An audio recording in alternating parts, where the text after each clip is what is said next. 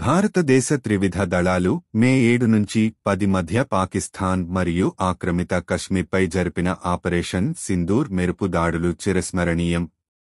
త్రివిధ దళాలు అత్యాధునిక S-400తో పాటు Pinaka multi barrel rocket launcher missile system లతో చేసిన ధ్వంసం పాకిస్తాన్కు దిమ్మ తిరిగేలా చేశాయి అనడంలో సందేహం లేదు.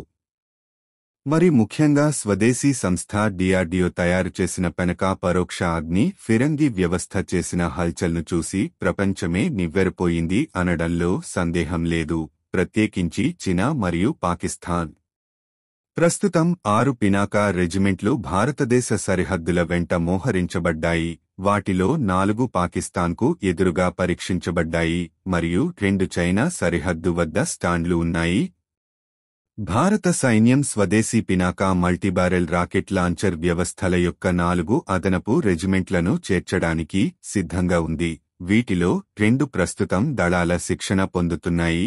మిగిలిన 2 రెజిమెంట్లకు పరికరాలు 2025 నాటికి డెలివరీ చేయబడనున్నాయి మరియు ప్రతిదీ ప్రణాళిక ప్రకారం జరిగితే అవి 2026 మొదటి అర్ధభాగంలో పనిచేయడం ప్రారంభిస్తాయి.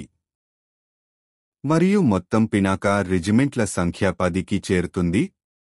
పినాకా మల్టీబ్యారెల్ రాకెట్ లాంచర్ MBRL వ్యవస్థలో 3 బ్యాటరీలతో కూడిన రెజిమెంట్లు ఉంటాయి మరియు ప్రతి బ్యాటరీ 6 లాంచర్లను నిర్వహిస్తుంది.